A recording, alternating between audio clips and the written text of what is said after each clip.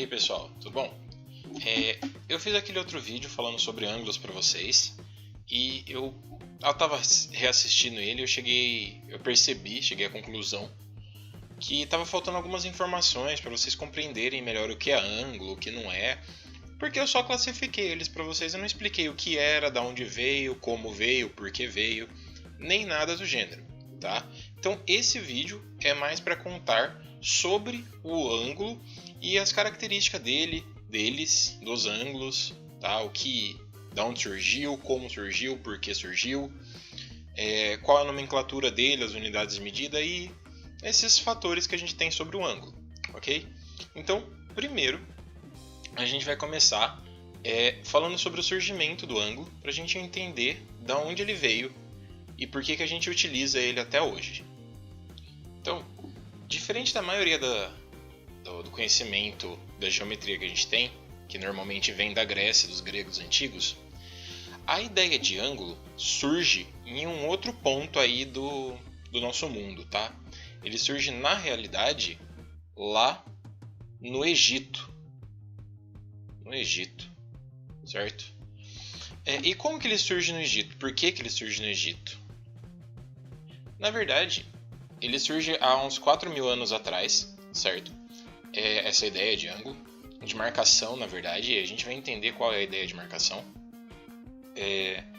Os egípcios, há uns 4.000 anos atrás, tinham a ideia de que o nosso universo ele era geocêntrico, ou seja, a Terra era o centro do universo e o Sol girava ao redor da Terra. Beleza, hoje em dia a gente já sabe que eles estão errados, mas essa era a ideia deles há 4.000 anos atrás, 4.000 antes de Cristo, então é 6.000 anos atrás, ainda mais. Beleza, mas o que era então o grau? A ideia do grau nada mais era do que a forma como eles contavam o ano, certo? Porque para eles, e isso é um número que a gente tem até hoje muito próximo, mas para eles, um ano tinha 360 dias, certo? O nosso hoje varia entre 354 ou 355 se é um ano bissexto, mas eles já tinham um número bem razoável ali de 360. E qual era a ideia de ângulo? Já que o Sol rodava ao redor da Terra, certo? Ele demorava um ano para fazer essa trajetória aqui, que está marcada de vermelho, para sair desse local, dar a volta na Terra e voltar para cá. Ele demorava 360 dias, certo? A ideia de grau era o espaço em que o Sol andava no decorrer de um dia. Ou seja, o Sol está aqui no dia 1, no dia 2, ele vai ter ido um pouquinho para cima. O centro dele vai estar aqui, certo? Esse espaço, que agora eu vou mostrar para vocês. Esse espaço, eu fiz uma reta aqui para ficar mais fácil para vocês visualizarem. Esse espaço aqui, essa microabertura de um dia, certo? Que foi o que o Sol andou em um dia, era o que eles chamavam de 1 grau, com essa bolinha aqui em cima, que significa o deslocamento da Terra durante um dia, tá? Então, essa volta completa teria 360 graus. Beleza. O mundo evoluiu, a gente percebeu que o universo não era geocêntrico, que a Terra não era o centro do universo, tá? Mas a notação de que uma circunferência tenha na sua volta completa 360 graus, nós continuamos usando, certo? Daí, se eu já sei que uma circunferência tem 360 graus, se eu cortar uma circunferência na metade, igual eu fiz com a nossa reta, eu terei para o lado de cima metade de 360, que é 180 graus, e para a parte de baixo, a outra metade do 360, mais 180 graus. E para essa medida, a gente vai chamar ela de ângulo raso,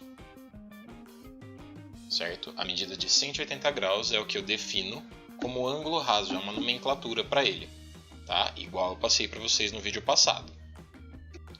E se eu dividir ainda mais a minha circunferência, tá?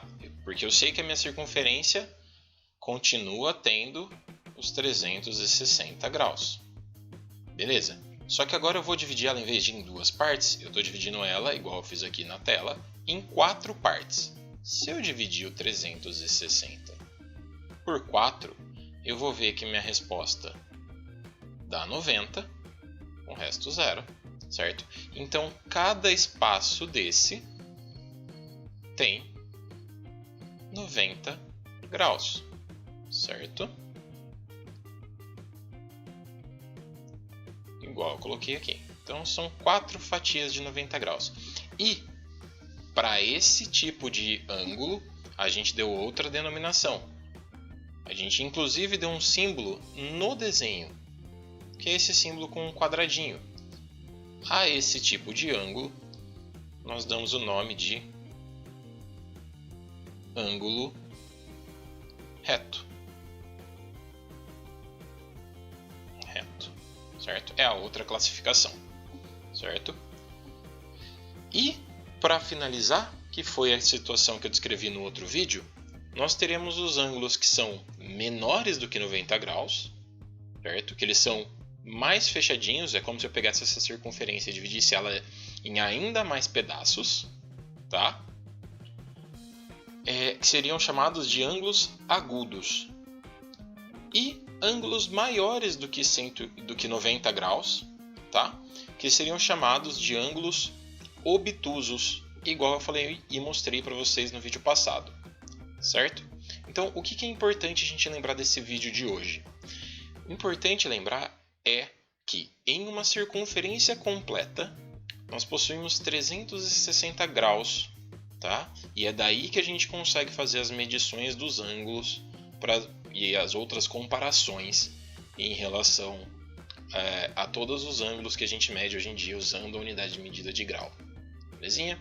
Então, esse vai ser o vídeo de hoje de vocês, só para dar aquela reforçada no conteúdo que foi visto na semana passada, mas que eu achei que ficou devendo, que fiquei devendo essa parte para vocês. Tudo bem? Então, até mais para vocês e até o nosso próximo vídeo.